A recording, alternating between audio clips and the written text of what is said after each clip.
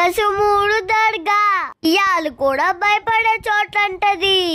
మేమందరం కసుమూడు దర్గాకి వెళ్ళాము.